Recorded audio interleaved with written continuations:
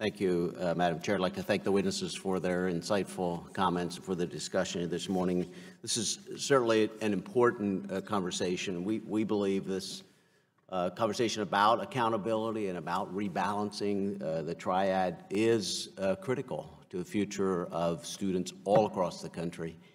And so it's not a dry subject, as had been mentioned. This is important for the country and for so many students.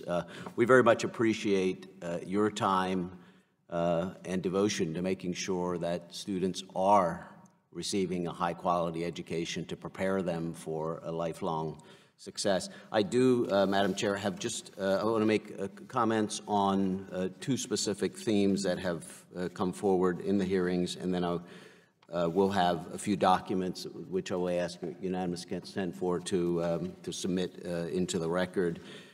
Number one is the issue of for-profits that we've heard from multiple times throughout the hearing.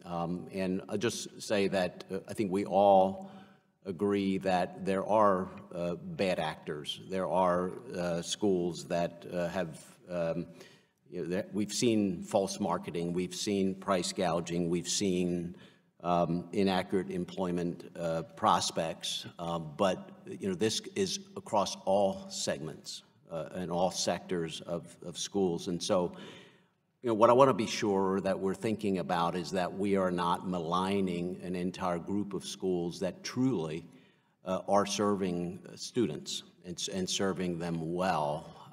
And that we're not allowing some bad actors to sort of poison the whole segment that is helping students. And I know it's helping students because I have talked to many students in my district who have attended for-profit schools, maybe it was a two-year school, whatever it may have been, and who are now engaged in careers as a direct result of that education that they've received. So I just want to caution that we should be very careful that we're not removing opportunities that are available for students. I mentioned I've talked to students. There are also a number of studies on this topic. I'd like to ask that for unanimous consent to submit into the record a study that was, it's entitled Toward a Better Future, Exploring Outcomes of Attending Career Colleges and Universities. This was done by Gallup. Without objection, so ordered. And just a very brief highlight of this. It's a study that was done for the Association Career Education Colleges and Universities, which are for profit schools, again, as I said, done by Gallup, and just there's some important findings that are worth reviewing. But one that I think is critical is the finding was that the majority of all alumni are satisfied with both the education and training they receive from their school and how well the school prepared them for their career and would recommend the schools to others. So again, I would like to submit that to the record. Without objection, so ordered. Thank you. And then there was an article in The Hill, just I think yesterday. This one is by Daniel Elkins, and he is the legislative director of E-Angus, which is the only group organized to specifically represent the interests of the enlisted men and women of the National Guard since 1972. It's entitled, We Must Support Veterans and Politicize Their Education. This is I think a good summary of his views on the for-profit sector as well. So I ask that we can submit that to the record. Without objection, so ordered. And then the other issue I would like to address was there was a comment made earlier in the hearing in regards to the effect of public aid on tuition costs. And we know that as the Bennett hypothesis. It's been around for a long, long time. But a comment earlier specifically said that only applied to the nonprofits and not to the public schools.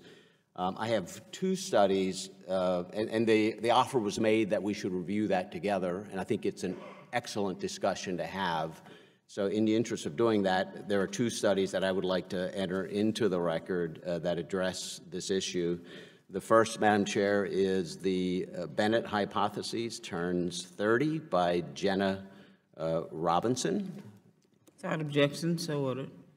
And the second is done by the Federal Reserve Bank of New York done in 2015 and then revised in February 2017, called The Credit Supply and the Rise in College Tuition, Evidence from the Expansion in Federal Student Aid Programs. I ask that we... Without objection, so ordered. And just, again, just a few comments. The first study that we submitted into the record reviewed, or it's an analysis, really reviewed 25 studies on the Bennett hypothesis.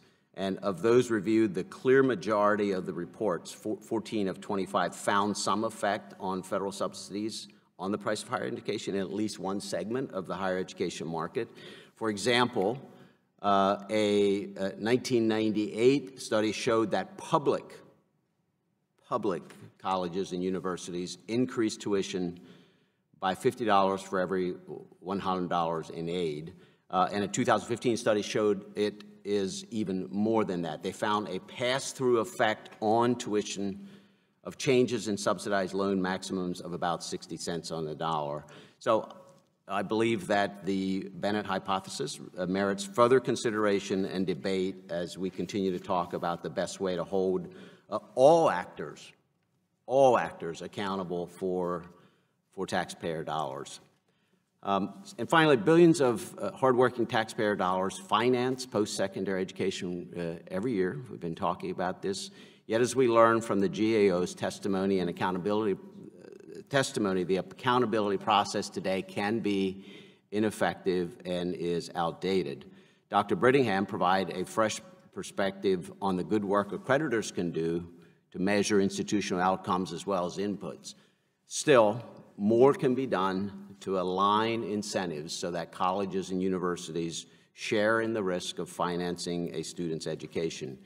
Institutions today are largely immune to consequences as long as their students do not default in massive numbers. Any bill to reform the HEA should consider how students, how every institution, and the federal government can work in concert to ensure a high-quality education and a return on investment for all stakeholders. So again, thank you to each of the witnesses for being here today. I think it was an excellent discussion, and I look forward to continuing this.